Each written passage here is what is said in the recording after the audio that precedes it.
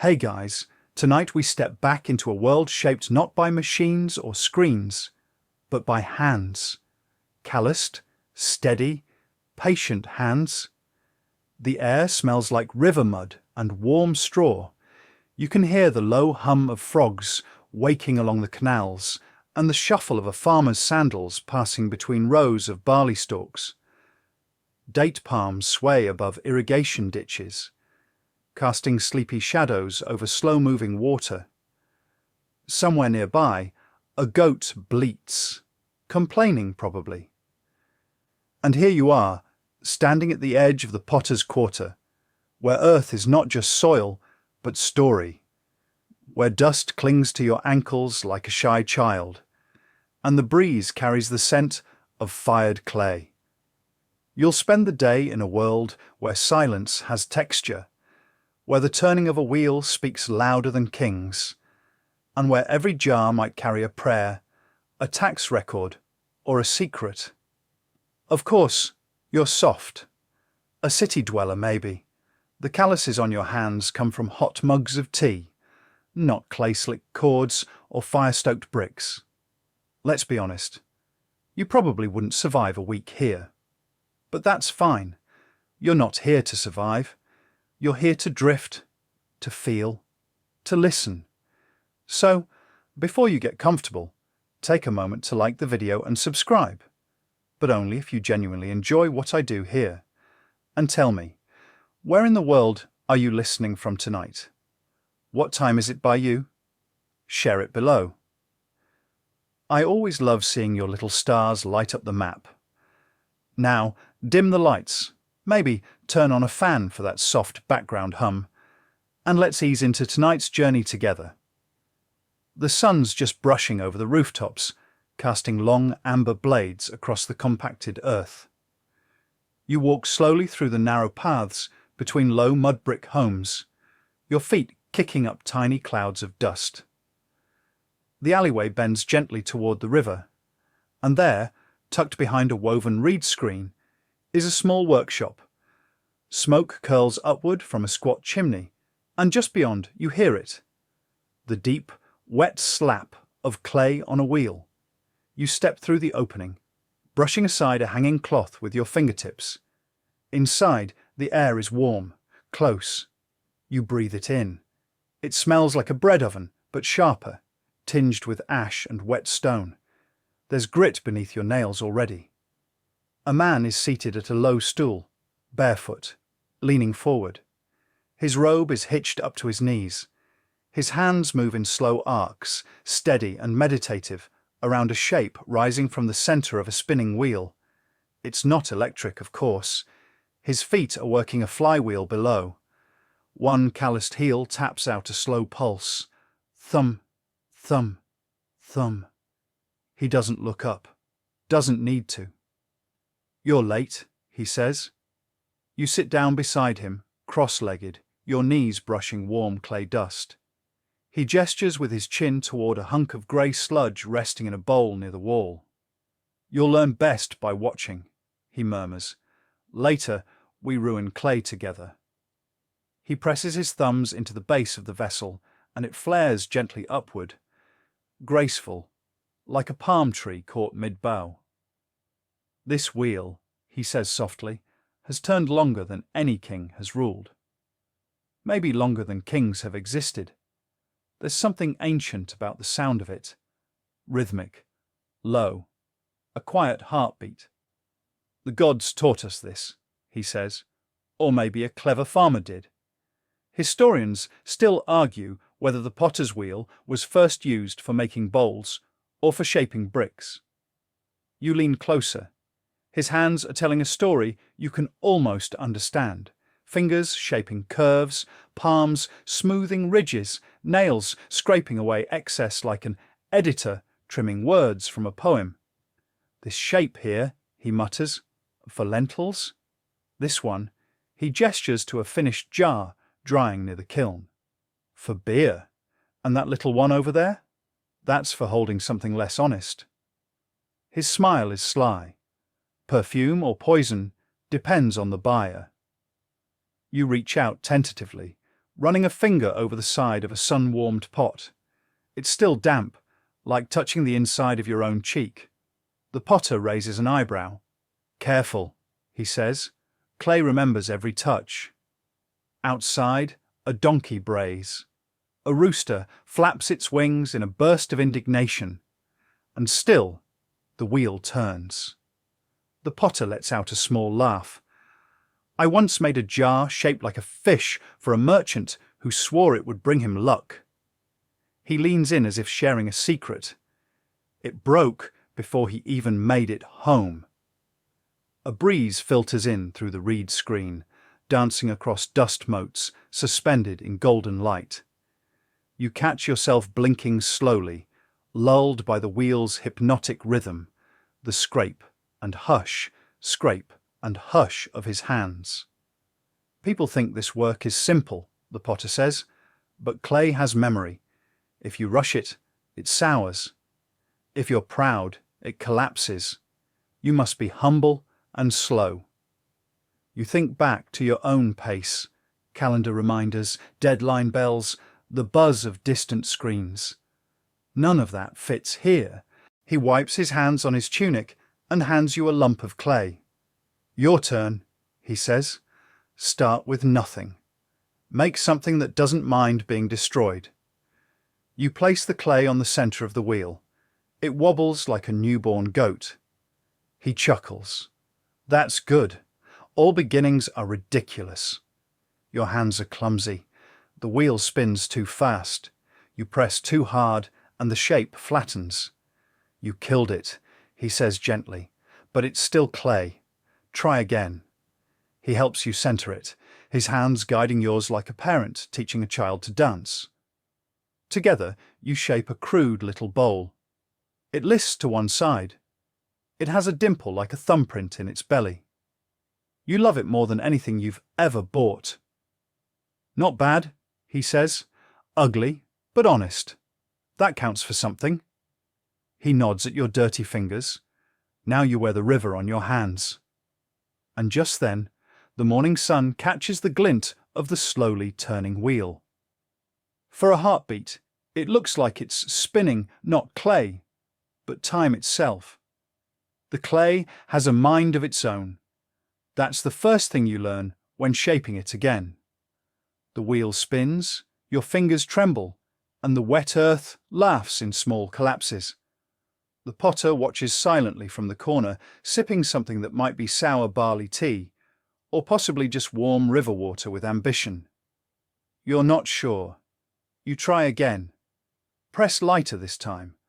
The lump rises, a misshapen little mountain. Not much, but it's standing. That feels like a win. He grunts approvingly. "You're listening to it now. That's good." Outside, the morning heat is building. You hear sandals brushing past the doorway, other workers heading to their tasks. Someone calls out about missing reeds. Someone else sings a hymn to Enki, god of fresh water and clever fingers. You keep working, and sweating, and shaping. Your bowl, if you can still call it that, is now slightly taller.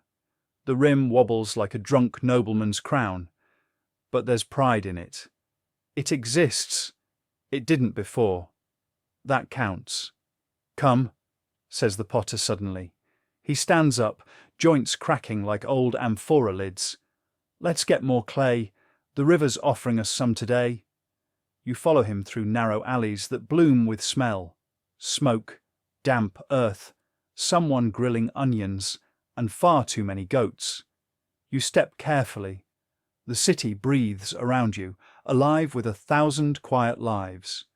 You reach the bank where the Tigris hums in low tones, like an old singer warming up. Reeds wave like lazy dancers. Children squeal nearby, chasing each other with muddy hands. A heron eyes you with suspicion before lifting off in a flap of wings like parchment. "This is where it begins," the potter says, crouching beside the water. "This is where the jar starts dreaming of becoming." You kneel beside him, sinking your hands into the muddy edge of the river.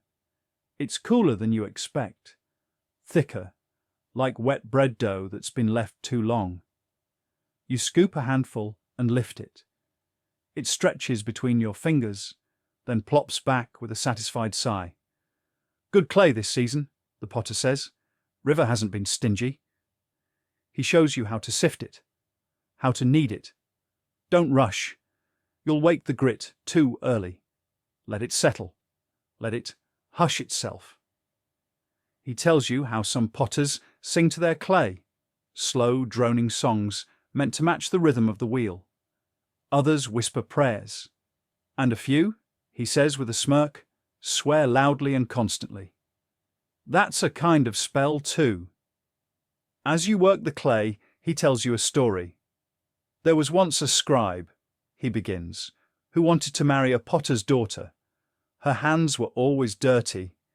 Her hair smelled like ash, but her bowls were perfect, thin as the moon's edge, smooth as a priest's lie. You glance sideways. Let me guess. Her father made him prove his worth at the wheel? He chuckles. Worse, he made him spend a month digging for clay.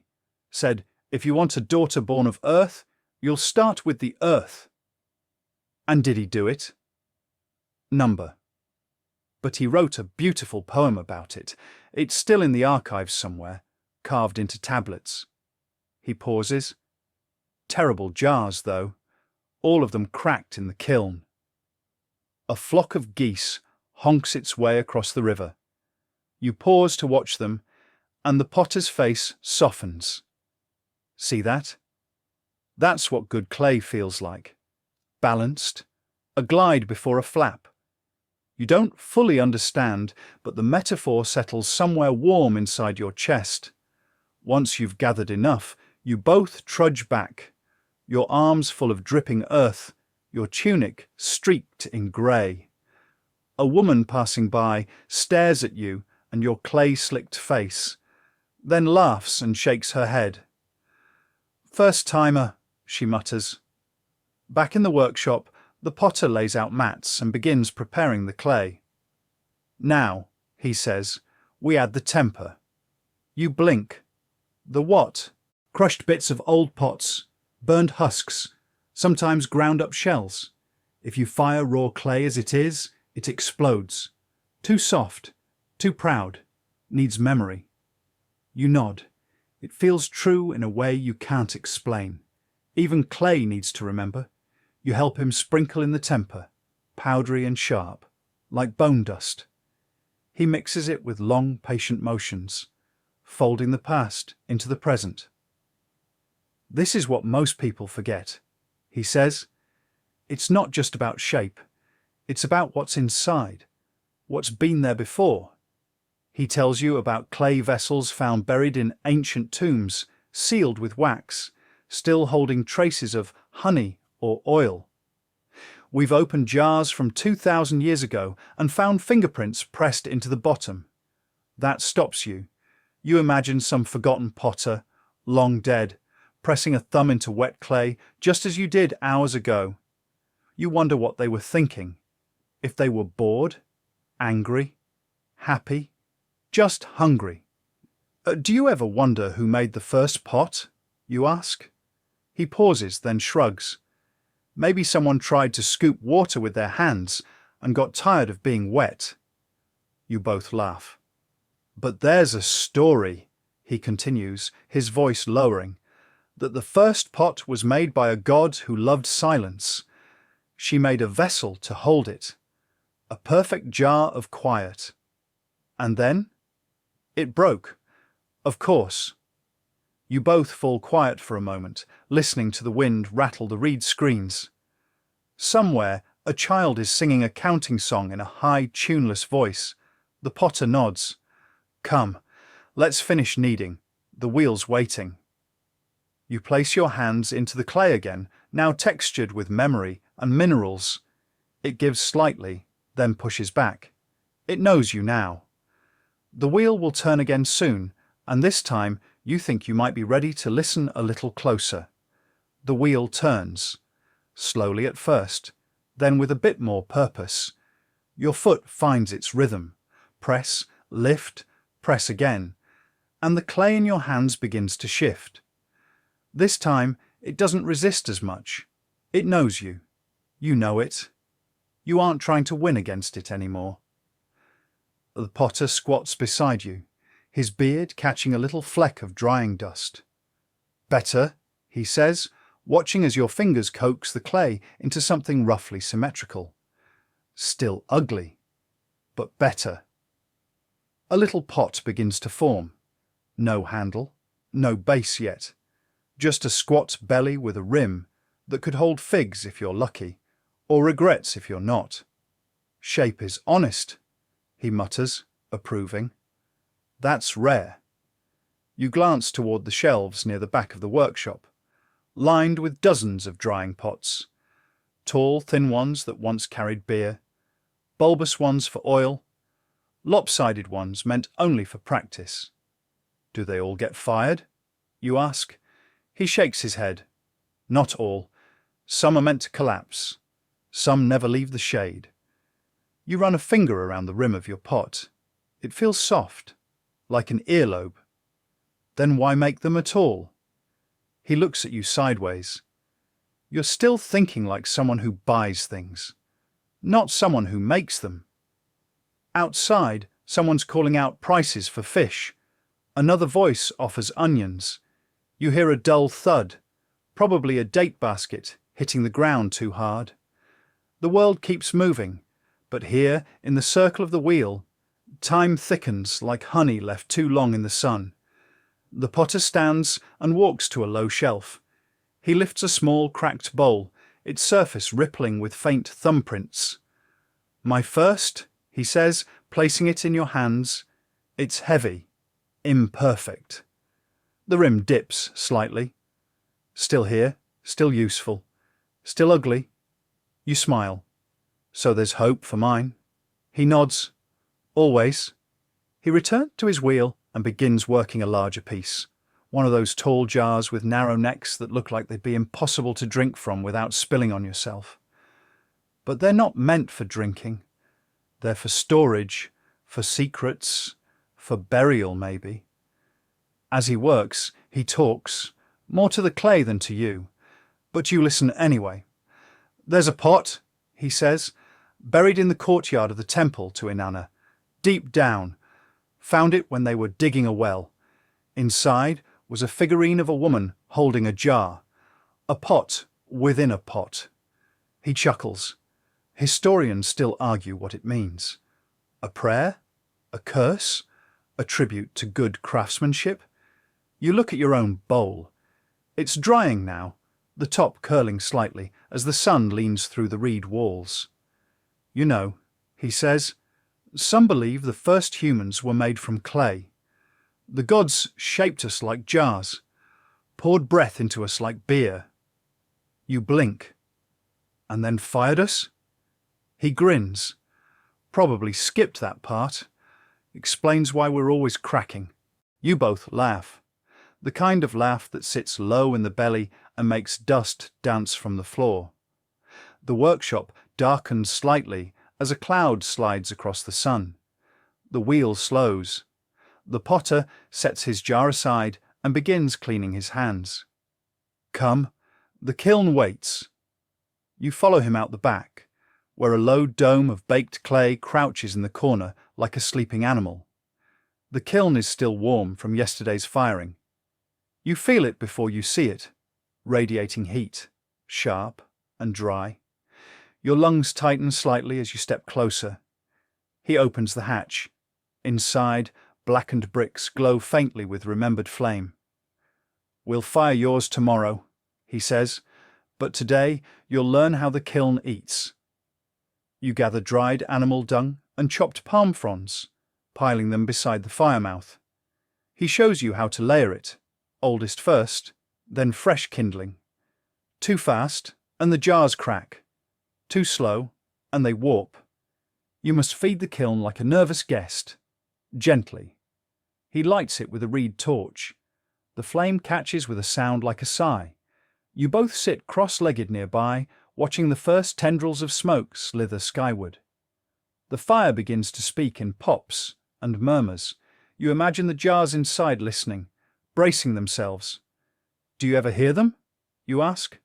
He raises an eyebrow. The jars? You nod. He considers this. Sometimes, yes. They whisper as they shrink. They complain as they cure. One even screamed once, but that was probably a beetle inside. You grin. He doesn't. Jars are like people, he continues. They hold what you put in them. Sometimes too much, sometimes not enough. But if you drop them, they break, you say. He nods. Yes, but even broken pots have purpose. We grind them into temper. We mix them with new clay. Nothing's ever truly wasted. You stare into the kiln. Flames lick the air like tongues hungry for stories. There's a quiet pride in the fire, a confidence. It knows its job and it doesn't rush. Beside you, the potter stretches out on the packed dirt. Time to rest, he says. Let the heat do its work. You lie down too. The ground is hard but warm, pulsing faintly from the kiln's breath. Above, the sky has softened into late afternoon. The sun is lower, kinder. You close your eyes. For a moment, you're not in a city, not in a workshop, not even in your own body. You're clay, being shaped, fired, remembered. You wake with the smell of smoke in your hair and the dull heat of the kiln on your cheek. It's evening now, the kind of Mesopotamian dusk where shadows stretch like sleepy cats, and the world sighs into itself. The potter is gone, probably back inside tending his shelves, or maybe sipping something bitter and muttering to the gods. You sit up slowly, joints stiff, dust clinging to your back like an affectionate ghost. The kiln crackles beside you, embers still glowing faintly within. For a moment, you swear you hear it murmuring, not in words, but in something older, a hush that curls in your ears and makes you feel like the pots inside are dreaming. You head inside, ducking through the low arch of the workshop door. The air is cooler now, the scent of wet clay richer, sharper. A potter's scent, familiar. Your half-finished bowl rests where you left it, drying like a sleeping animal.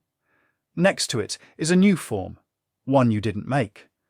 A tall, narrow jar with two delicate handles and a spout shaped like a bird's beak.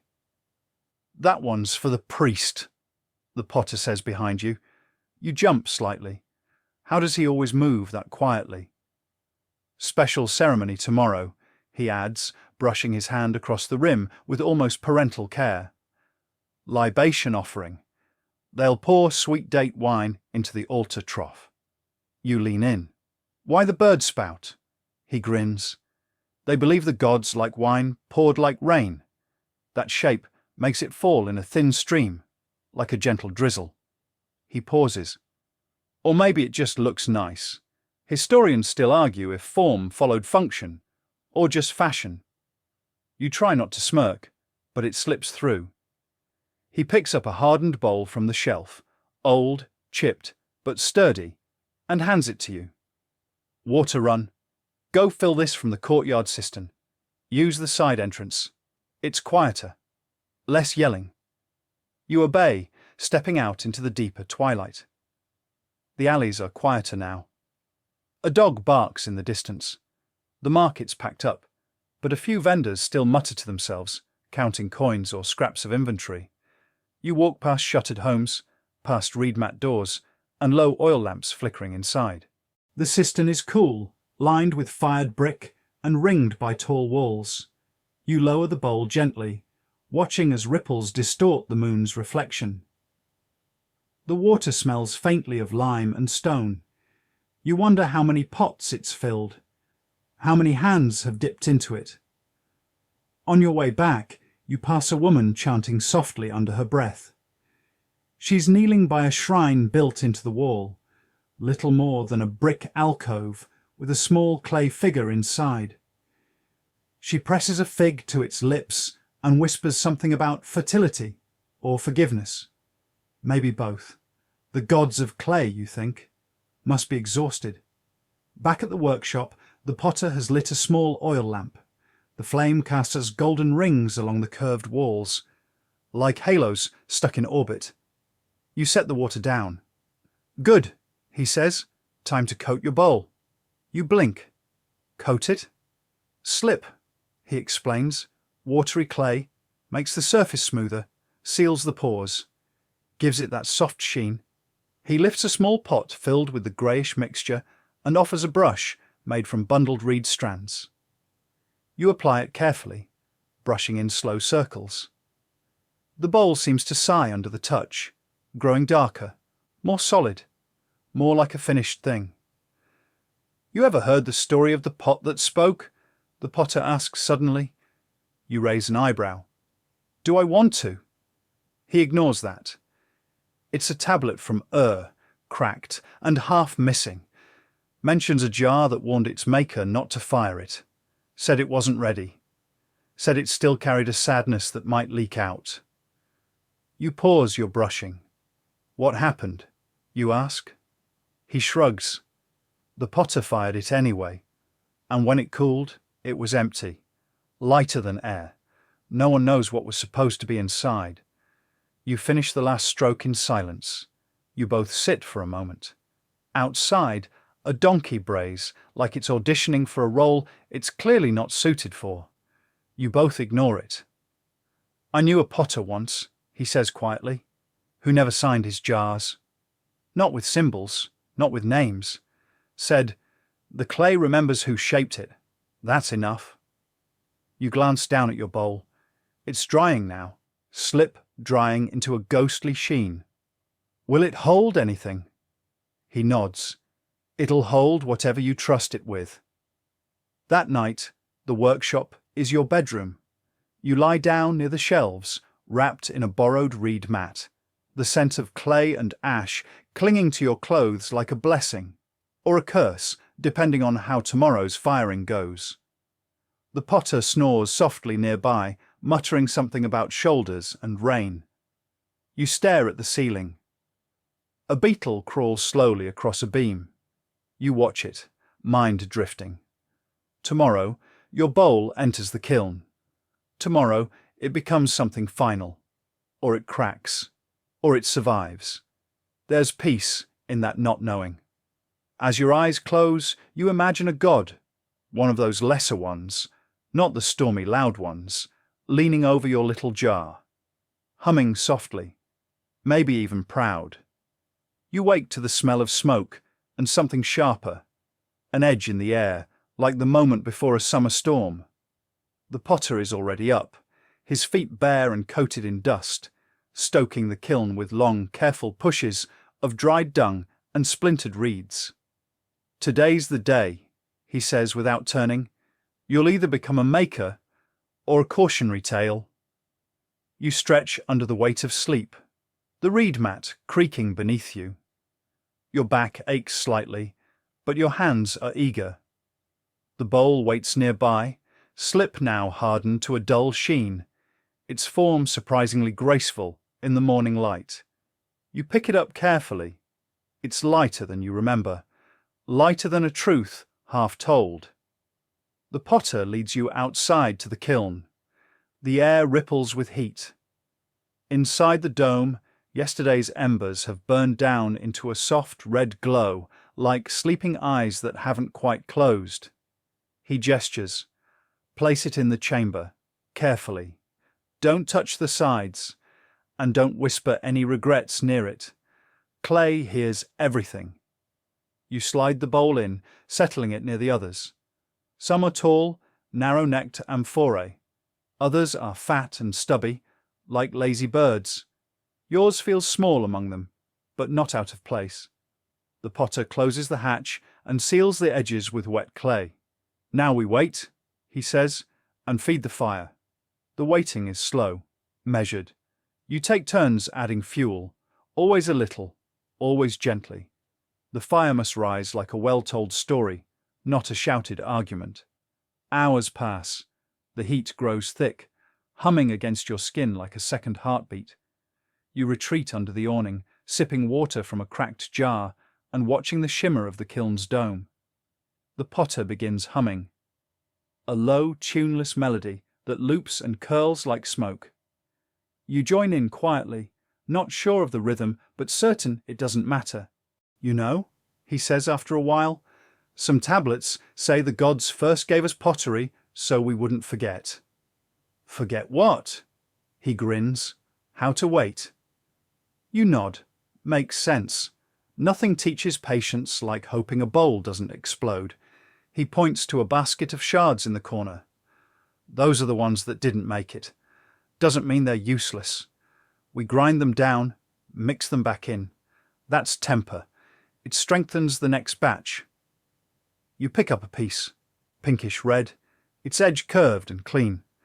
So, failure becomes part of success? He shrugs. Something like that. Or maybe we just don't like wasting things.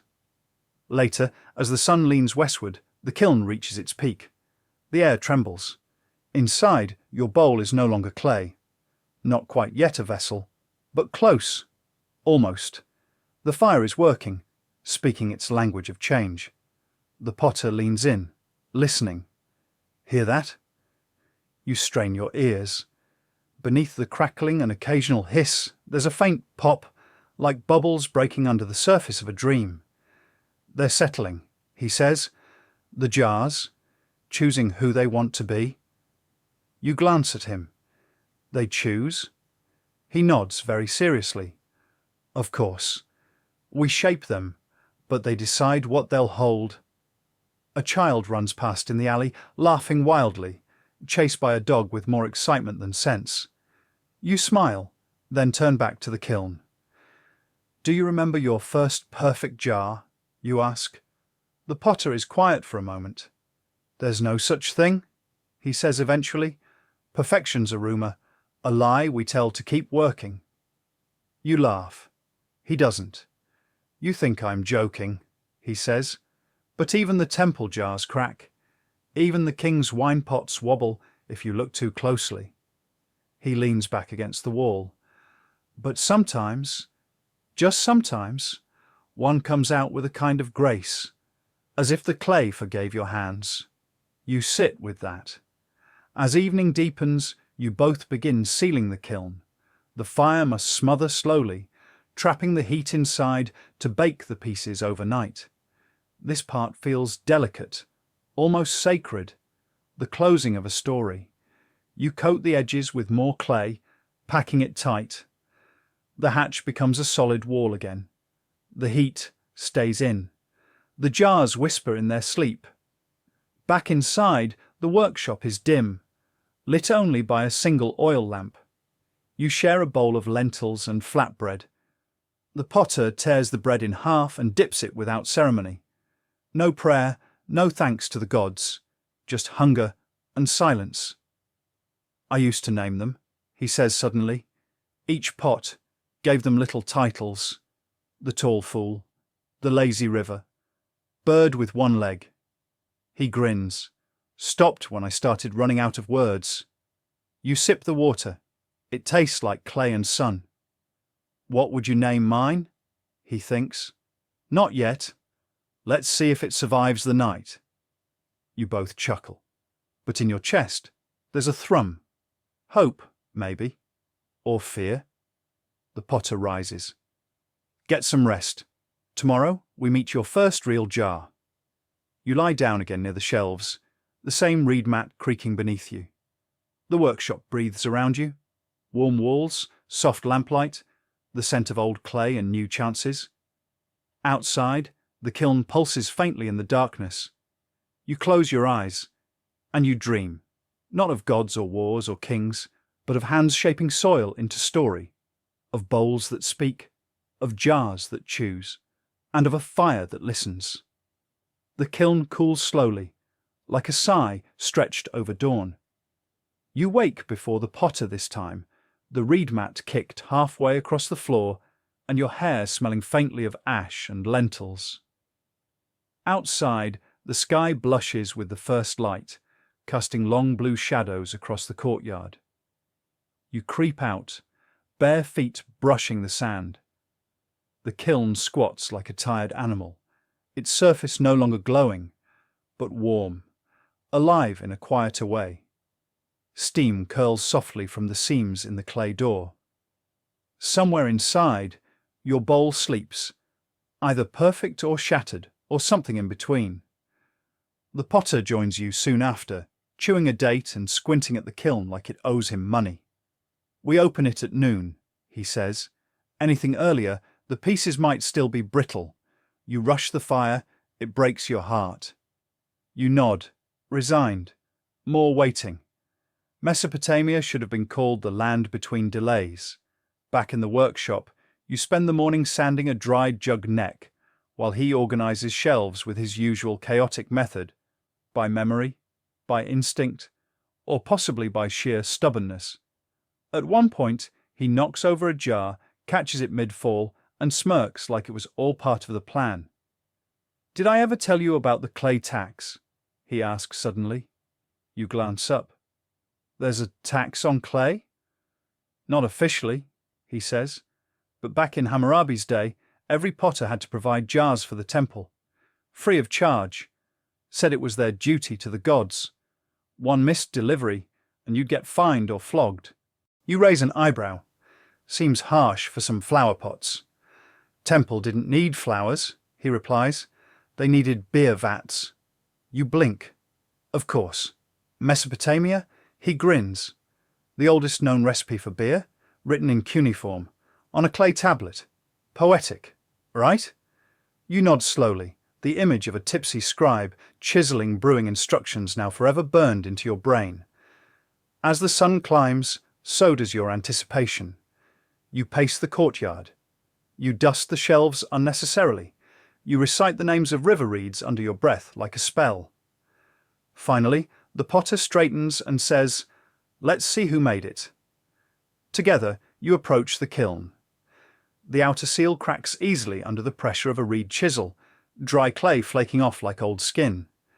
Heat seeps out in waves, not hot enough to burn, but enough to remind you that this place once held fire. He pulls back the hatch slowly. Inside, the shelves of the kiln glow faintly in the light, dotted with rows of finished vessels. Some are flawless, some are warped. A few have split clean in half, their insides blackened like burned bread. "Not bad," he mutters. "Only a few casualties." You spot yours near the back. The small bowl, the one shaped by your hesitant hands and quiet hope. You hold your breath. He lifts it gently, turns it slowly in his palms, examines the base, the rim, the interior curve. "No cracks," he says. "Good form. Even color. You didn't rush the slip. Nice and smooth." Then, he adds, "Looks like it wants to hold honey." You beam. Not a loud joy, just the soft, echoing kind that fills your chest and makes your toes curl against the floor. He hands it to you. It's warm, solid, real. "Your first jar," he says. "Congratulations. You are now officially underpaid and permanently dusty." You laugh and cradle the bowl in your hands. "You want to sell it?" he asks. You frown. "Already?" "Of course. Someone will use it. That's the point. You don't make things to keep them. You make them so someone else can need them." You consider. Maybe it'll carry honey, maybe water, maybe it ends up in a shrine, or dropped and shattered during an argument about goat prices. Who knows? You glance at the shelves, rows and rows of lives waiting to happen. "Maybe I'll keep the first one," you say. He grins. "Everyone keeps the first one." Then you realize your shelf's not big enough for sentiment. Later, as you wipe down the kiln bricks, he tells you about the potters of Nippur, how they used to mark their bowls with little animal footprints. Not stamps, real ones. They'd press a fox paw or a dove's foot into the wet clay, he says, meant protection, or maybe just mischief. You tilt your head. What happened to that tradition? He shrugs. Too many foxes got promoted to minor gods. The two of you share a quiet moment, surrounded by cooling jars and a breeze that smells of firewood and sun-dried figs. Do you remember the first jar you broke? You ask. He doesn't answer immediately. He just runs a finger along the kiln's edge, as if tracing a scar. Of course, he says. I remember the sound, like a promise snapping in half. You nod. That sound lives in your bones now too. As the day wanes, you wrap your jar in a cloth and place it gently on the shelf. It sits quietly, almost smug. You made that, with your hands. And it didn't betray you. That night, you eat barley stew under the stars. The potter plays a bone flute, badly, but with enthusiasm. A neighbour shouts at their goat, who seems entirely unimpressed. You feel tired, soothed, real. The kiln sleeps, and so do the bowls. Tomorrow, you'll make another. The next morning, your arms remember the wheel before your thoughts do. Your hands ache in that pleasant, earned way. Fingertips dry, forearms faintly sore, clay still tucked under one nail, like a souvenir from sleep. The potter doesn't say much as you join him. He's grinding ochre with a stone pestle, the pigment staining his palms a sunset red. Around him, the workshop is quieter than usual. Even the pigeons on the roof seem to be eavesdropping. You sit beside him. We're painting today? You ask. He nods without looking up. Decoration, glaze, a little vanity, a little spell. You glance at your bowl, your first success, resting on the shelf like it's waiting to be crowned. He sees you looking. Don't paint that one, he says quickly. Let it stay simple, honest. First jars should be like first love, unadorned and a little clumsy. You nod. There's a quiet dignity in leaving it plain. He hands you a brush made from palm fibres. The bristles are coarse but soft at the tips, stained from years of forgotten colours. Today, he says, you learn how to lie to the eye. You raise an eyebrow. I thought pottery was about truth. He grins. It is. And also deception. A wide rim makes a bowl look generous. A dark line on the base makes it seem balanced, even if it wobbles like a drunk goat. You try to steady your hand as you paint a thin band around a small storage jar. The pigment smells like metal and earth. Every stroke is a heartbeat, deliberate, fragile. The potter watches, nods. Good. Now add dots here, like pomegranate seeds. You obey, carefully, and the shape transforms. It's not just a vessel anymore. It's a whisper of fruit, a memory in colour. As the day heats up, he tells you about the first decorated vessels found in Uruk. Spirals, triangles, waves. No one knows if they meant anything, he says. Maybe just a bored potter showing off. Or maybe they were stories, you offer. Maybe, he nods, a kind of writing before writing. You both fall quiet, dipping brushes, painting dreams onto clay. The workshop smells of heat and pigment, of ideas that refuse to fade. After lunch, dried figs and a sliver of goat cheese, you begin experimenting. A feather dipped in blue makes a wave. A cord wrapped around a stick leaves tiny sunbursts. The potter watches you without interrupting. Only when you reach for crushed lapis does he speak. Save that for the temple orders, he says. Blue's expensive. Gods get first pick. You roll your eyes. Even the gods have a budget? He laughs. Especially them. You should see their wine tab. As you clean your tools, he shows you a broken shard. White slip with delicate swirls of black. Kassite work, he says. From centuries ago. See the curve? That was a cup. Maybe a child's. Maybe a priest's. We'll never know. You trace the design with your thumb. It's beautiful in a way that aches. He nods toward the shelves.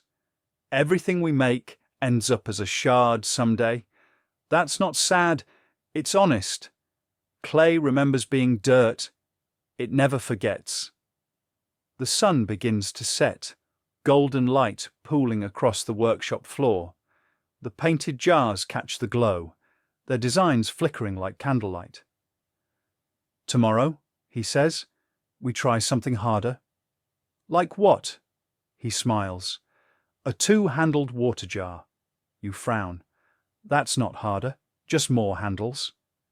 Handles are the tricksters of pottery, he warns. They look simple, but make one wrong, and the whole piece pulls to one side like a limping ox. You sigh. Great, limping oxes. He pats your shoulder. Don't worry. If it turns out awful, we'll call it artistic. That night, you sit on the flat roof, your bowl in your lap, the painted jars cooling below. Stars shimmer overhead, old and distant and somehow comforting. You think of the potters of the past, anonymous hands brushing designs, stamping symbols, whispering to wet clay as it spun. You wonder if they felt like this too, tired, proud, a little unsure, and still, they made things, just like you. You dream of water jars that night, tall ones, short ones, ones with handles shaped like gazelles and serpents, and the occasional confused duck. When you wake, the potter is already setting out the clay, humming something tuneless and probably ancient. Today is Handle Day. He hands you a ball of clay with the gravity of a priest offering incense. One jar, two handles. May the gods have mercy on your wrists. You wedge the clay first, your palms folding and pressing with rhythm. The clay resists a little, but not much. It's getting to know you now, and you, it. A partnership of sorts. Like roommates who've decided to stop fighting over who owns the nice bowl. At the wheel, you center the mass with more confidence than you expected. Your fingers move smoothly, coaxing the walls of the vessel up with slow care. The potter watches without speaking, arms crossed, nodding just once when you level the rim. Nice rise, he says. Now, the test? Handles. He shows you how to roll out a coil, not too thin, not too thick. You stretch it gently, like pulling taffy, then loop it into a graceful arc. Attach at a breadth above the waist, he says. Not the rim. That's vanity. Not the base. That's cowardice. You blink. So, confidence. Got it. You score the contact points, dab with slip, press the handle gently into place. It droops a little, as if it's already tired of existing. Support it, the potter murmurs, sliding a reed under the curve. Handles need belief. The second one is worse, lopsided and rebellious. It juts like a sarcastic eyebrow. Don't worry, he says. Even in ancient Lagash, they made the ugly handles. Archaeologists just don't put those in museums. You rework it slowly, aligning the twin arcs, coaxing symmetry from instinct. The potter recounts a curious tale while you work. They say there was once a potter's guild in Babylon that judged apprentices by their handles alone. They'd toss the rest of the jar into a pit, just to see how the handle held its shape under stress. You pause. Is that true? He shrugs. Maybe. Maybe they were just really dramatic. You smirk. Sounds like ceramic theatre. As your jar dries, you spend the afternoon helping him fire another batch. This time, he lets you load the kiln. It's a puzzle, he says. Big jars in back, small ones tucked around them. Nothing touches the walls. You want heat, not fire hugs. It takes 2 hours to stack everything just right. Then comes the ceiling, clay paste along the hatch edges, thick and cool against your hands. The fire roars to life, fed by tamarisk branches and cow dung cakes. You sit beside the kiln, watching the heat shimmer, and listen to him recite the kiln song, an old chant meant to protect the contents inside. Fire in the belly, breath of ash, Guard these shapes from crack and crash. You join in, on the last line, badly, but with heart. May the jars emerge without a gash. He chuckles. You've got the voice of a very drunk priest. You smile. I'll take that as a compliment. Later, as the kiln burns, he brings out a jar with carvings, not painted designs, but etched spirals and sharp, repeating lines. He hands it to you carefully. This belonged to my teacher, he says. She believed jars should speak in texture. You run your fingers over the grooves. It's mesmerizing, like touching a story. She once made a bowl that told a riddle, he continues, carved it along the rim in pictographs. No one solved it. Do you still have it? He sighs. It shattered when a donkey kicked the shelf. There's a moment of silence, as if even the fire grieves for that bowl. That night, you wrap your water jar in wet cloth and leave it to cure. It looks proud, even with its cautious handles and slightly uneven base, like it's trying. Just like you. Dawn spills soft gold across the courtyard, brushing dust motes like drifting seeds in the warm air. You find yourself restless, drawn back to the workshop, even before the potter stirs. Today, you'll experiment with a new slip, fine, glossy clay paint that can transform any humble vessel into a jewel. The potter smiles when you show him your small jar, freshly dried and waiting. Slip is sorcery, he says. It's clay's costume party. It hides cracks, flatters shapes, and sometimes tells lies. You laugh. I'll keep that in mind. He hands you a shallow bowl of white slip, thick and cool, shimmering like liquid moonlight. You dip your brush carefully and begin to paint. The workshop fills with the smell of wet earth and a hint of fish oil, used to make glazes shine. You imagine how this liquid clay will change your jar, wrapping it in a new skin, ready for fire's final test. The potter starts telling you about the enigmatic Uruk vase, a tall carved vessel covered in layered scenes of harvest and offerings. Some say it's the oldest narrative art, he explains. Others think it's just propaganda. You tilt your head. Propaganda? Like bad PR? Exactly, he chuckles. Ancient spin doctors. As you paint, you notice how the slip smooths imperfections and adds depth. The jar begins to glow, even before it's fired. He mentions a quirky fact. Cuneiform scribes used wet clay like this too, smearing it to erase mistakes. Imagine your ancestors' grocery list, wiped away by a careless finger. You grin. So much for ancient permanence. Historians still debate whether cuneiform was meant for poetry or just boring bureaucracy. He adds, the sun climbs high as you layer colours, reds, browns, and a rare blue made from crushed lapis lazuli. It's expensive, reserved for temple wares or the elite. You dip a fine brush in blue and trace delicate lines, like river waves or the ribs of a palm leaf. The potter nods approvingly. You're learning to whisper to clay. As afternoon fades, you clean your brushes in a basin of cool water, watching sediment settle like tiny riverbeds. The kiln fires again, this time loaded with painted vessels. You listen to the crackling flames and the potter's stories. The rituals of blessing jars before the fire, believed to call upon the goddess Ninhursag to protect the pottery. You remember the potter's first warning, don't rush the fire. As dusk falls, you walk to the riverbank. The Tigris flows silently, reflecting a sky full of stars and forgotten gods.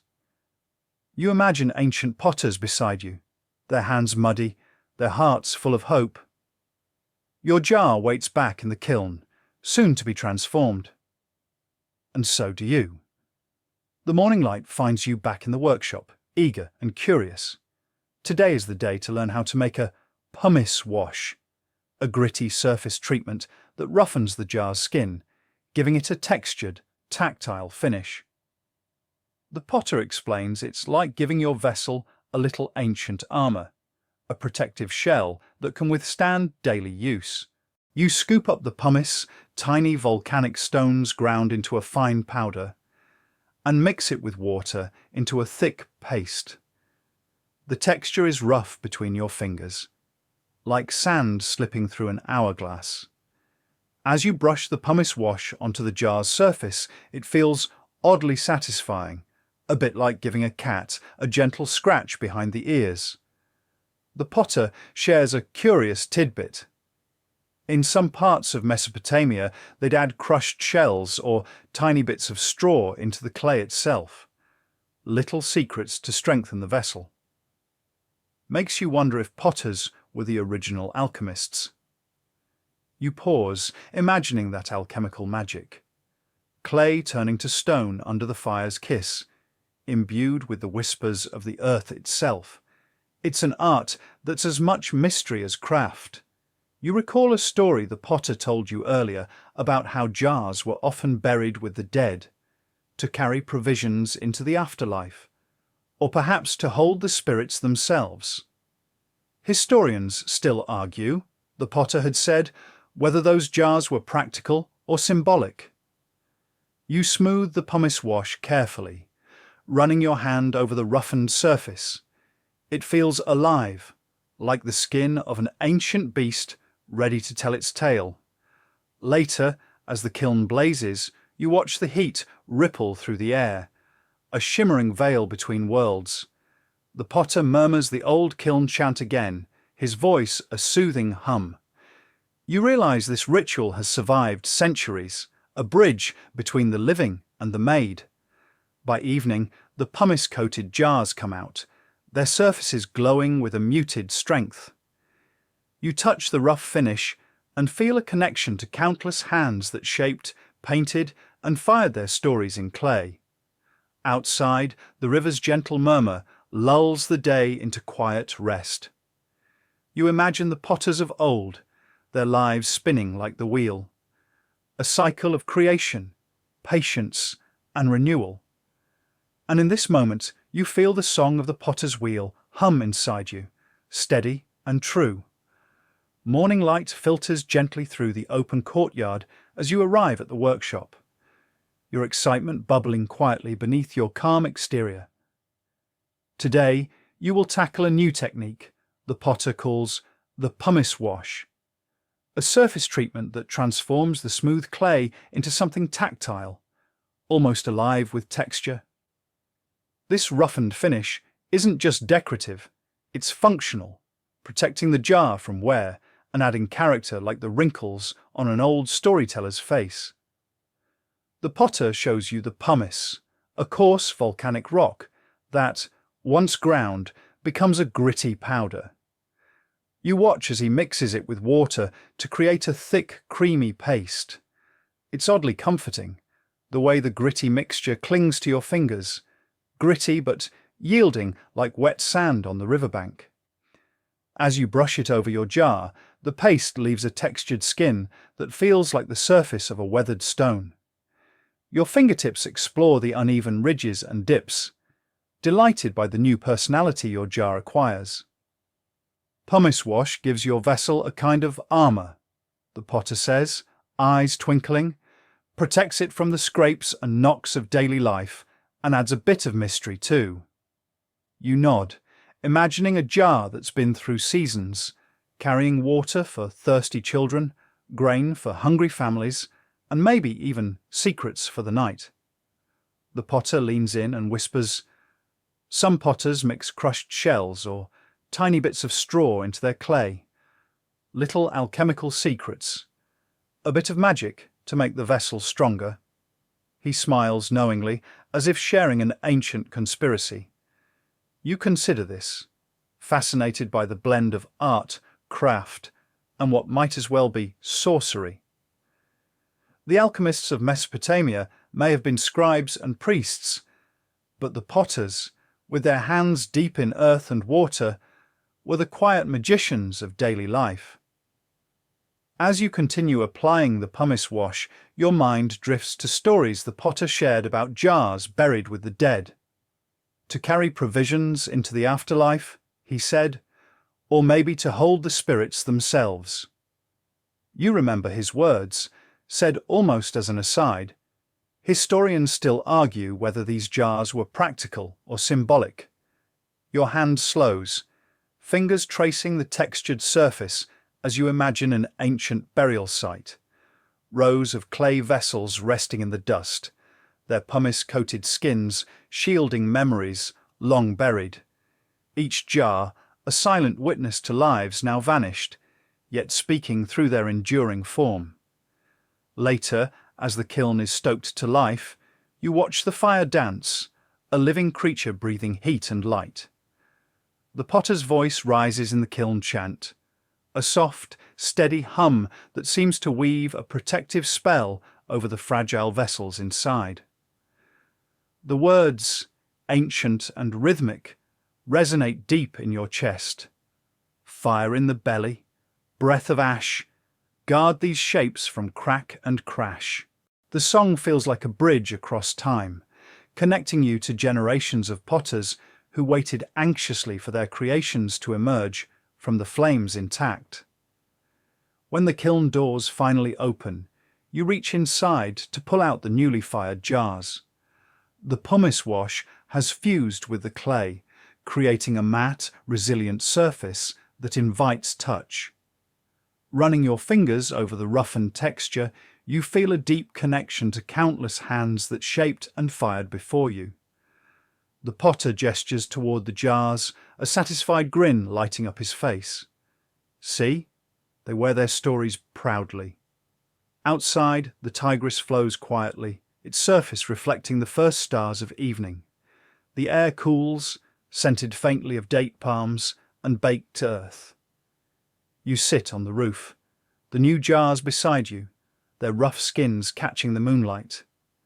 The potter's song echoes softly in your mind, a reminder that creation is a slow, patient journey. You think about the wheel turning, the clay yielding, the fire transforming, each step a small miracle, a quiet triumph, and you realize that the song of the potter's wheel is also inside you, steady, enduring, and full of hope. The sun rises low and golden, spilling soft light across the workshop's dusty floor, where pots and shards lie like forgotten memories. You step inside, your hands eager to begin again, but today feels different. A day for learning patience and the subtle dance between control and surrender. The potter greets you with a knowing smile, holding out a small lump of clay with gentle reverence. Today, you'll try the coil method, he says. Old as the rivers, old as the reeds. It's how the first jars were born, layer by layer, spiraling upward, like the ziggurat itself. You take the clay and begin rolling it between your palms, your fingers coaxing a smooth, even coil. The rhythm feels almost hypnotic, like the soft murmur of the Tigris flowing past the city walls. As you lay the coil carefully atop your base, you press and smooth it, feeling the clay meld into itself, creating a new shape, one built from many small efforts, many small choices. The potter watches, nodding, and tells you of the great coil pot found near Uruk, believed to be one of the oldest large vessels ever made. Imagine the patience it took, he muses. No wheel, no rush, just hands and clay and the slow building of something lasting. You glance at your work, a modest jar still forming under your careful touch, and smile. This is creation at its purest. As the coils stack higher, the potter shares a quirky fact. Some potters would press barley grains into the sides of their coils before smoothing them out, almost like hidden signatures, or maybe good luck charms. You laugh softly. Like sneaking snacks into your homework? He shrugs. Something like that. The afternoon drifts by with the steady pace of the river, and you find yourself lost in the sensation of clay yielding to your will, the coil spiraling upward, growing into a vessel that's uniquely yours. You think about how each coil layer represents a moment in time, a quiet meditation on the passage of days. Later, the potter points out that historians still debate whether coil pottery was primarily practical or if it held symbolic meaning. Perhaps the spirals represented life's endless cycles or the rising of the sun. You pause, imagining the coil as a metaphor, the jar as a story unfolding with each layer, the potter's hands as storytellers in mud. When the jar is complete, you set it aside to dry and help the potter prepare for the next firing. The kiln awaits, humming with ancient promise. As the day fades into dusk, you step outside to watch the river's shimmering reflection of the crescent moon. The city's bustle softens into a distant murmur, and you feel a deep sense of calm. The comfort of knowing you are part of a tradition that reaches back millennia, a slow, steady pulse beneath the noise of time. In this moment, the coil jar in your hands is more than clay. It's a vessel for stories, for memories, for the quiet magic of creation. And you are its maker. The dawn breaks softly, sunlight filtering through the woven reed screens that shade the workshop. You enter with a sense of quiet purpose, eager to learn the next step, decorating your freshly shaped vessel. The potter hands you a small palette of mineral pigments, reds from iron oxide, yellows from ochre, and the rare deep blues from crushed lapis lazuli. Decoration is where your story begins, he says, eyes sparkling. It's the voice of the jar before it even touches fire. You dip your brush carefully, feeling the cool, gritty pigment glide over the rough pumice surface. Your strokes are tentative at first, but soon become more confident, tracing patterns inspired by the flowing river reeds, the swirling desert winds, and the sacred symbols whispered in the temple. The potter tells you about the banquet scene vase, adorned with intricate carvings showing a royal feast, a silent snapshot of court life from thousands of years ago. Some say these designs were prayers, others say they were just bragging rights. He chuckles. You smile, imagining ancient artisans competing for the most elaborate pot. As you paint, you learn a quirky detail. Potters often included tiny images of mythical creatures, like the horned dragon or the winged lion, as protectors against evil spirits. Think of it as ancient graffiti, the potter jokes. You pause to admire a small, delicately painted wing, wondering if it truly held power beyond beauty. Historians still argue whether these motifs were sacred or just artistic flair, the potter adds thoughtfully. You lose yourself in the rhythmic brush strokes, the slow transformation of your jar into a storyteller's canvas. The workshop fills with the scent of wet clay and pigment, mingling with the faint smoke from the kiln's steady blaze. As the sun sinks low, you clean your brushes and set the jar aside, feeling a quiet pride. Your vessel now carries not just shape, but meaning, a voice from the past, ready to speak through time. Outside, the river hums its ancient song, and the potter's wheel waits, ever turning, ever whispering. You know tomorrow will bring new lessons, new layers in this timeless craft. And you can't wait. The workshop is bathed in the soft glow of morning, with dust motes dancing lazily in the warm air. You return, carrying your painted jar carefully, feeling the weight of your progress in your hands.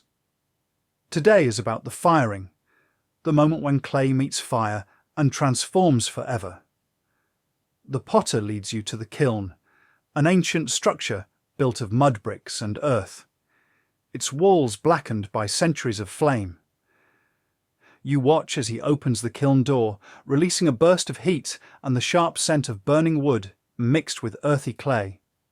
Firing is a delicate dance, he says, his voice low and steady. Too hot, and the vessel cracks. Too cool, and it never truly becomes itself.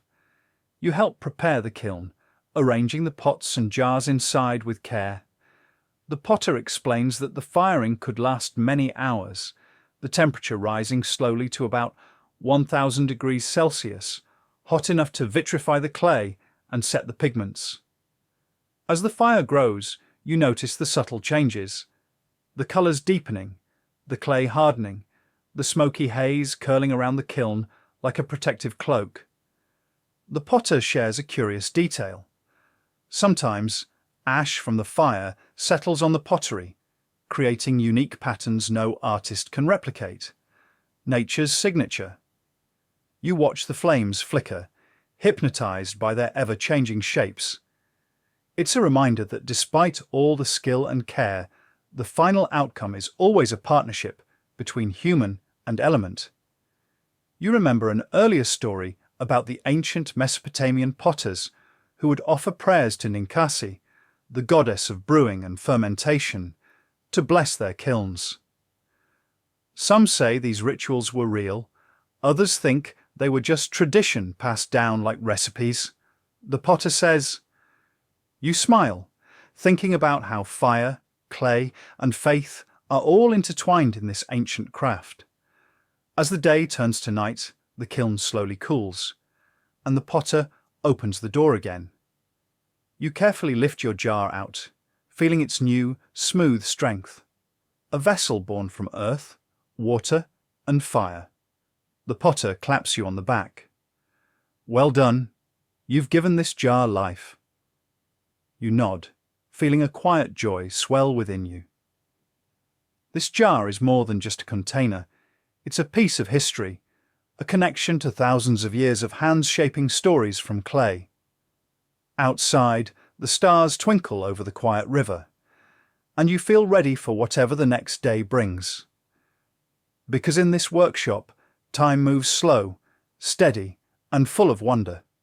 The morning air is thick with the scent of damp earth and freshly baked clay as you enter the workshop, your hands itching to feel the pottery wheel again. Today, the potter invites you to explore the delicate art of slip decoration, painting wet clay onto the surface of your vessel before firing to create intricate designs. You watch closely as he mixes the slip, a smooth, creamy mixture of clay and water, tinted with natural pigments. It's a fluid dance of colour and texture, promising a new layer of expression for your jar. You dip your brush, hesitating for a moment before tracing gentle lines across the surface, mimicking the reeds that sway by the riverbank. The potter shares an intriguing fact. In some Mesopotamian villages, slip colours were more than decoration. They could signify the potter's family or village, like a signature or a badge of honour. You think about how, even thousands of years ago, people found ways to mark their identity, to say, "This is mine," through the language of clay. As your brush moves, you recall a story about the Ninurta, name for the god of agriculture and war, which bore swirling patterns said to represent the cycles of planting and harvest. Some say these patterns were magical, helping crops grow better, the potter explains with a wink. You smile, wondering if the jar you're decorating will carry similar wishes. A quirky detail catches your ear. Potters sometimes hid tiny playful marks. A smiley face here, a little dot there, like ancient Easter eggs waiting to be found. You glance down at your work, considering sneaking in a secret symbol of your own. Historians still debate whether these symbols were purely decorative or held deeper spiritual meaning. The potter adds thoughtfully, "Your brush strokes grow more confident, the jar coming alive with stories told in colours and shapes. The afternoon drifts by with the steady rhythm of the wheel turning, the soft scratch of brush on clay, and the faint hum of life outside. Farmers tending fields, children playing by the river, the city breathing all around you. As the sun dips low, You set your jar aside to dry, feeling a quiet pride in the stories it now carries, not just in its shape, but in its painted soul. Outside, the Tigris sparkles under the fading light, and the potter's wheel hums softly, whispering the endless song of creation. The workshop is cool and shadowed when you arrive, the midday sun softened by woven mats hanging in the doorways. Today, you're invited to learn about the potter's tools, the wooden paddles, bone scrapers, and reed brushes that help shape and refine each vessel. Each tool is simple but essential, wielded with the expertise that only years of practice can bring. The potter hands you a small wooden paddle, smooth and worn from use. This tool lets you thin the walls of your pot, making it lighter and more graceful, he explains. You take it hesitantly at first, but soon find a rhythm, gentle taps and strokes that coax the clay into form. He tells you about a discovery near the ancient city of Lagash, where archaeologists found an array of potter's tools buried with a master craftsman, suggesting the reverence these artists earned in their communities. These tools were his legacy, his signature, the potter says softly. You wonder about the hands that once held them, the stories they might tell. The potter then shows you a reed brush, delicate and flexible, perfect for smoothing and adding subtle textures. You run it lightly over your jar's surface, feeling how it catches the light and shadows, adding depth to your creation. He mentions an unusual practice. Some potters believed their tools carried the spirit of the clay. They'd never lend them out, afraid the magic might be lost or stolen. You laugh quietly, imagining potters clutching their brushes like treasured amulets. Historians still debate whether these beliefs were widespread or isolated superstitions. The potter adds with a shrug. You spend the afternoon experimenting with each tool, discovering how subtle changes in pressure and angle can transform a simple lump of clay into a refined work of art. The tactile connection between your hands, the tools, and the clay deepens, and you realize how much this craft depends on patience and intuition. As the sun sets behind date palms silhouetted against a violet sky, you lay your tools down and admire your jar, now transformed by your new skills. The vessel holds more than earth and water. It holds the imprint of your hands, your choices, your story. Outside, the river's gentle murmur soothes the evening air, and the potter's wheel waits silently for tomorrow's turn. The early morning light filters softly through the reed screens, casting gentle patterns across the workshop floor. Today, the potter invites you to witness the ritual of clay preparation, a sacred and essential first step before the potter's wheel ever spins. You watch as he gathers clay from the riverbank, dark and moist, flecked with tiny stones and reeds.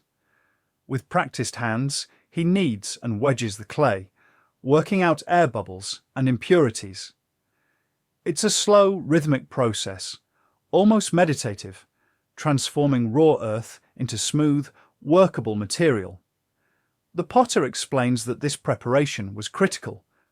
Poorly wedged clay could lead to cracks or explosions in the kiln. Potters were as much scientists as artists, he smiles. He tells you of ancient Mesopotamian texts that describe the god Enki as the maester of clay and crafts, shaping humanity from mud and water, a divine potter at the dawn of creation. Some say this myth reflects the sacred nature of clay itself, the potter adds. You feel the cold, pliable mass under your fingers and marvel at its potential, the raw beginnings of countless vessels yet to be born. A quirky tidbit surfaces. Some potters would mix crushed shells or straw into their clay for strength, much like modern fiberglass. You chuckle at the idea of ancient engineers experimenting with their materials, blending art and science long before labs existed. Historians still debate how widespread these techniques were. The potter continues. Some regions favored pure clay. Others embraced these natural reinforcements. You knead and fold the clay yourself, feeling it yield and resist in turn, learning its secrets through touch and patience. The act becomes almost a conversation, a dialogue between you and the earth. As the sun climbs higher, the workshop fills with warmth and the scent of fresh earth, promising new beginnings and the endless cycle of creation. Outside, the city stirs to life. But here, in this quiet space, time flows slow and steady, shaped by the rhythms of hands and clay. The workshop hums quietly with the early morning light spilling in like warm honey, dust motes drifting lazily in the air. Today, you're to learn about the delicate art of slip casting, an ancient technique used to replicate shapes and create vessels with perfect symmetry. The potter begins by explaining the process. Slip is liquid clay, thinner than what we usually work with. We pour it into molds made of plaster or carved stone. Once it sets just right, we remove the mold, leaving behind a perfect shell of clay. You watch fascinated as he carefully pours the creamy slip into a mold shaped like a small bowl. Minutes pass, the slip thickens and stiffens, and then, gentle tapping, the mold peels away, revealing a flawless clay form inside. The potter smiles. This method was especially useful for making multiples, for markets or ceremonies. Though many potters preferred hand-shaping, slip casting allowed faster production. You reach out to touch the bowl, feeling the smoothness of its surface, the cool promise of transformation. It's strange to think of vessels created not by hands shaping clay directly, but by filling voids and letting the earth take shape on its own. He tells you about archaeological finds near Babylon, where molds dating back over 4,000 years were discovered. Proof that this technique had roots as deep as the rivers themselves. A quirky detail unfolds. Sometimes molds had tiny imperfections, little fingerprints or scratches that potters left behind, like secret signatures. You laugh softly, imagining these fingerprints as whispers from the past, tiny messages waiting to be discovered. The potter adds, historians still argue how widespread slip casting really was in Mesopotamia. Some think it was limited to ceremonial wares, others say it was more common. You think about the tension between tradition and innovation, the handmade versus the molded, and how that mirrors our own lives. As the afternoon sun filters through, you try slip casting yourself, careful to pour the slip just so, watching the clay come alive inside the mold. The bowl feels fragile, yet full of promise. Later, as the kiln fires your creations, you sit back and reflect on how ancient artisans balanced craftsmanship and efficiency, how the potter's wheel and molds both sang their songs of creation. Outside, the Tigris flows steady and sure, carrying stories and clay alike, shaping the land and its people. You feel a deep connection to this ancient rhythm, a pulse beneath the noise of centuries. And as the evening falls soft and slow, the potter's wheel waits to spin again, whispering the endless song of clay and fire. The morning light filters softly through the workshop's reed mats, casting long shadows across the worn earthen floor. Today, your lesson turns to the ancient art of glazing, the final transformative touch that would make a vessel not only beautiful but also water-resistant and durable.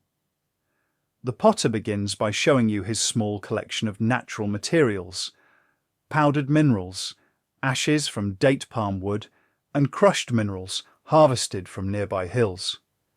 Glaze is a magic coat, he says with a smile. It melts in the kiln, sealing the clay, giving it colour and life.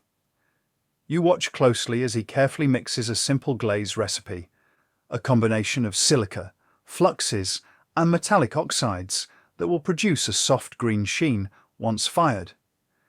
The potter explains that some glazes were prized and traded across regions, coveted for their colours and finishes.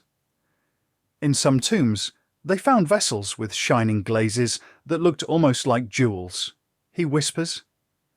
You feel the excitement of this delicate alchemy, the transformation of earth and fire into something both functional and beautiful. He tells you an intriguing tale. In Mesopotamia, certain glazes were believed to ward off evil spirits. A shiny surface was like armor against bad luck. You chuckle softly at this ancient superstition, picturing jars gleaming with mystical protection. Then comes a quirky tidbit. Some potters experimented by adding crushed lapis lazuli to their glaze, creating deep blue hues that were almost impossible to achieve. You remember the ancient lapis beads worn by kings and priests, sparkling like the night sky itself. Historians still argue how early glazing developed here, the potter adds. Some think it was inspired by pottery from neighbouring regions. Others believe it was a local invention. You run your fingers gently over your jar, imagining it coated in shimmering glaze, transformed by heat and mineral magic. The potter then invites you to apply your own glaze, teaching you how thin, even layers are crucial. You dip your brush and feel the cool liquid slide over the surface, the colours pooling and settling just right. As the kiln heats once again, you watch your vessel change, its rough texture giving way to a smooth, glassy finish that reflects the flickering flames. You realise that glazing is more than a technique. It is the final blessing before the pot leaves the workshop, a touch of immortality in clay and fire. The day fades softly, the river's gentle murmur filling the quiet evening. You sit beside the potter, sharing stories and laughter, wrapped in the timeless rhythm of creation. The potter's wheel rests quietly, ready for the next cycle of hands and earth. And you too feel part of this ancient dance, a fleeting moment in the endless song of pottery. The workshop hums with the quiet energy of a late afternoon sun, filtering through woven mats, casting soft patterns on the dust-speckled floor. Today, your attention turns to the stories etched onto clay. Cuneiform inscriptions, the earliest known writing system, that reveal glimpses of ancient Mesopotamian life beyond the potter's wheel. The potter picks up a small clay tablet, its surface covered in tiny wedge-shaped marks. Cuneiform started as a way to keep track of trade and inventory, he explains, but soon became the language of myths, laws, and letters. You trace the marks with your finger, amazed at the complexity captured in such a simple medium. He shares a fascinating fact. Some potters inscribe their names or the purpose of their vessels directly onto their work, making each piece uniquely theirs. You think about branding, centuries before logos or trademarks. The potter points to a curious symbol. This one might be a prayer for protection or good harvest. Scholars still debate the exact meanings of some signs. You smile, realizing how much is still a mystery, wrapped in the silent clay. You feel the weight of time as you hold the tablet, imagining the hands that once pressed those marks, the voices that spoke the words behind them. Then the potter reveals a quirky tidbit. There's evidence that some cuneiform scribes had secret codes or jokes hidden in their texts. Ancient graffiti, if you will. You laugh quietly, picturing ancient bureaucrats with a sense of humour, sneaking jokes into official records. Historians still argue how widespread literacy really was, the potter adds. Was it limited to priests and officials? Or did ordinary craftsmen like us read and write too? You ponder the idea, feeling closer to those long-ago potters who shaped not only clay but also culture. As the sun dips low, you set down the tablet, your thoughts swirling with stories written in clay and fire, carried across millennia by the steady hand of history. Outside, the Tigris sparkles under twilight, and you feel ready to return to your own story, shaped by hands and time. The workshop is bathed in the soft glow of a fading sunset, dust motes floating gently through the warm air. Today, you sit beside the potter for your final lesson, the art of firing the kiln, where raw clay becomes lasting pottery, and the potter's song reaches its crescendo. You watch as he carefully loads the kiln, arranging pots and jars with practiced precision. The firing is a delicate balance, he says softly. Too hot, and the clay cracks or melts. Too cool, and the vessels remain fragile. The kiln itself is an ancient marvel, an enclosed chamber of heat and transformation, where earth, fire, and human skill meet. He explains how Mesopotamian potters built kilns from mud bricks, controlling airflow with vents and flues, a technology that allowed them to reach temperatures upwards of 900 degrees Celsius. This mastery of fire was crucial for the durability and beauty of our craft, he says, his eyes reflecting the glow of the kiln. You remember that firing pottery wasn't just a craft, but a communal event, often accompanied by songs, prayers, and offerings to the gods, especially Ninkasi, the goddess of brewing and fermentation, who was sometimes honoured by potters as well.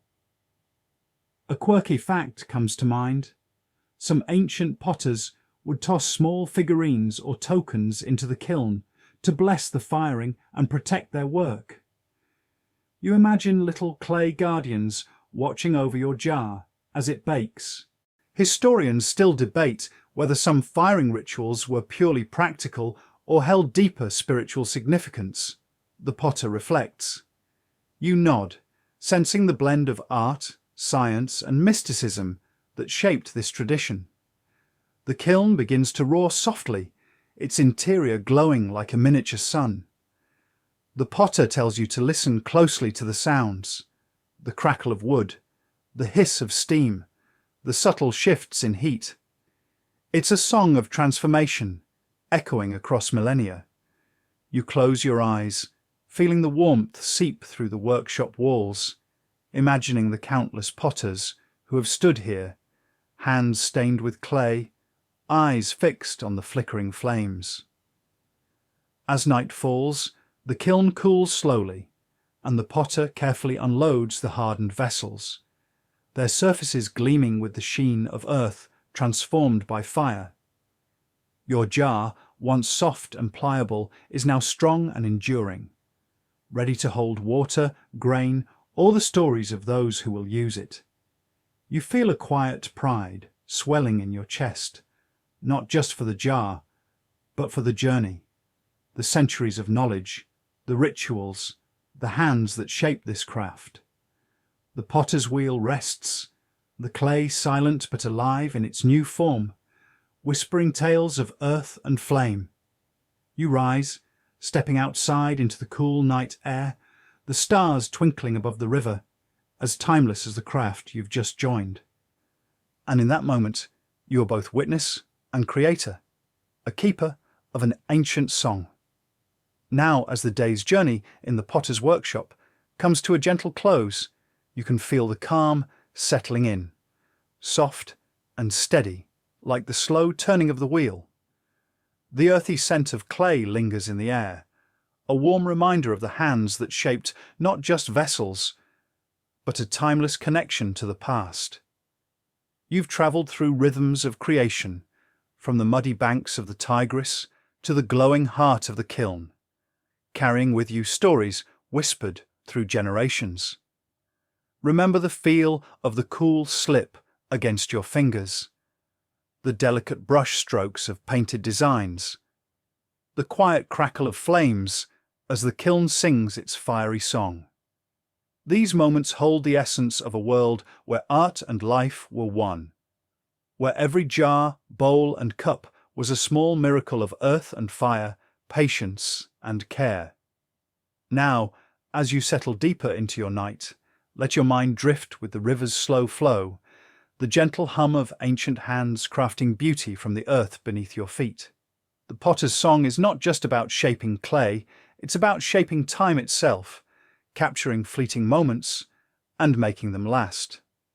So breathe deeply, let the warmth of these stories fill you, and know that the craft you've witnessed is alive within you now, a quiet pulse beneath the noise of the modern world.